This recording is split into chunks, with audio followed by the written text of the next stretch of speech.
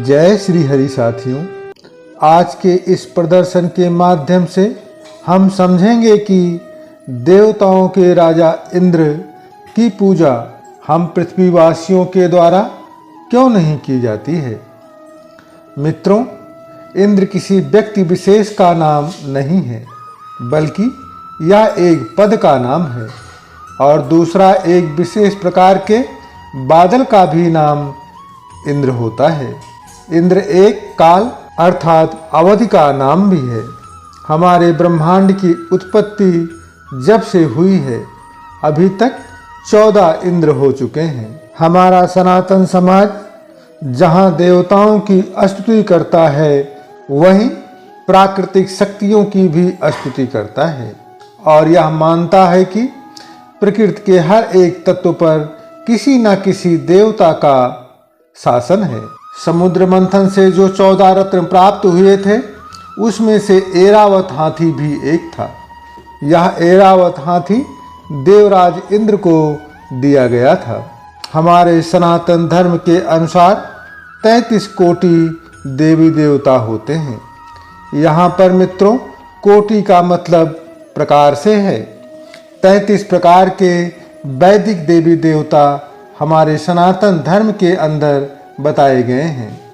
सभी देवी देवताओं से जुड़ी कथा एवं कहानियाँ पौराणिक ग्रंथों में हमें मिल जाती हैं। पौराणिक कथाओं के अनुसार भगवान श्री कृष्ण ने इंद्रदेव की पूजा को मना किया था। शुरुआत में इंद्रदेव की पूजा को इंद्रोत्सव नाम से पूरे उत्तर भारत में प्रचलित थी और इंद्रोत्सव नाम से समस्त उत्तर भारत में इंद्रदेव की पूजा हुआ करती थी। इस अवसर पर बड़े त्योहारों का आयोजन भी किया जाता था, लेकिन भगवान कृष्ण के कारण इंद्र की पूजा पूरी तरह से बंद हो गई। इंद्र की पूजा के बजाय भगवान श्री कृष्ण ने गोवर्धन की पूजा की शुरुआत कराई। साथियों, कहा जाता है कि भगवान श्री कृष्ण ने इंद्रदेव की पूजा बंद कराने के लिए स्वर्ग में सभी देवताओं एवं देवियों से निवेदन किया।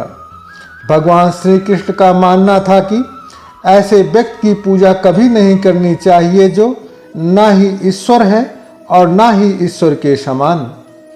जब इंद्रदेव को पूजा बंद होने की बात का पता चला तो वह अत्यंत क्रोधित हो गए।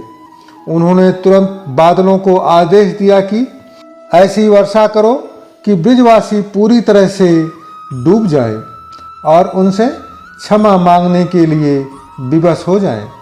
इंद्र के आदेश पर ऐसी वर्षा हुई, इससे ब्रिजवासी परेशान हो गए। तब भगवान कृष्ण ने गोवर्धन पर्वत को अपनी एक अंगुली पर उठा लिया और सभी ब्रिजवासियों को गोवर्धन पर्वत के नीचे आने को कहा। इस तरह ब्रिजवासियों पर वर्षा का कोई असर नहीं हुआ और इंद्र का अभिमान भी टूट गया। यही नहीं साथियों, इंद्र को एक और श्राप के कारण भी नहीं पूजा जाता है।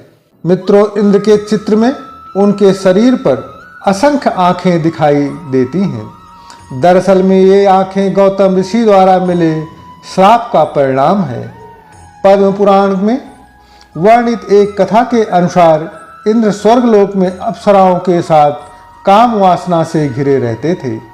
एक दिन जब वे धरती पर विचरण कर रहे थे तो उन्होंने एक कुटिया के बाहर गौतम ऋषि की पत्नी देवी अहिल्या को देखा।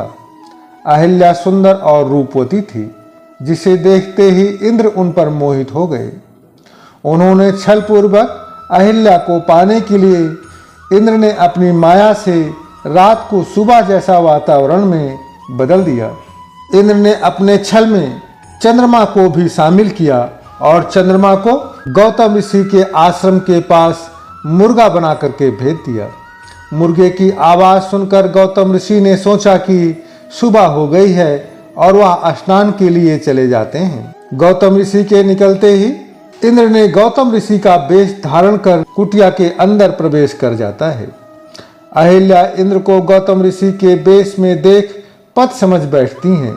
जब गौतम ऋषि नदी के पास पहुंचे तो वहां पर उन्हें वरुण देवता ने बताया कि हे ऋषि देव, अभी तो हमारे सोने का समय है, आप इतनी जल्दी आज कैसे आ गए।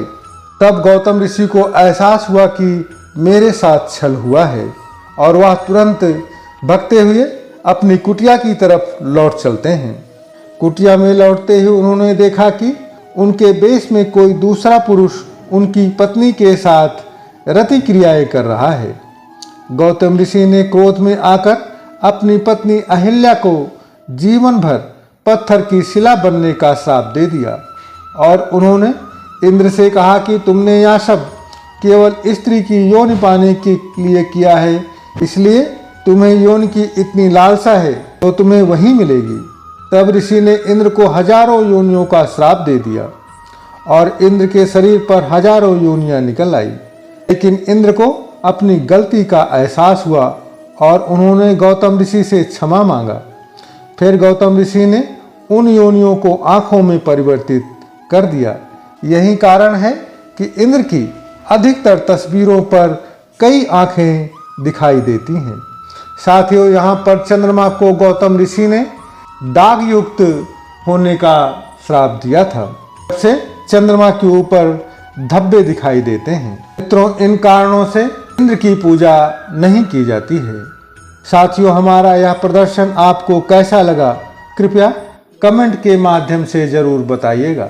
साथ ही यदि आप चैनल पर नए हैं तो कृपया चैनल को सब्सक्राइब करके परब्रह्म भक्ति सागर परिवार का सदस्य बनकर मुझे अनुग्रहित करें। धन्यवाद। प्रेम से बोलो जय सनातन, जय श्री हरि।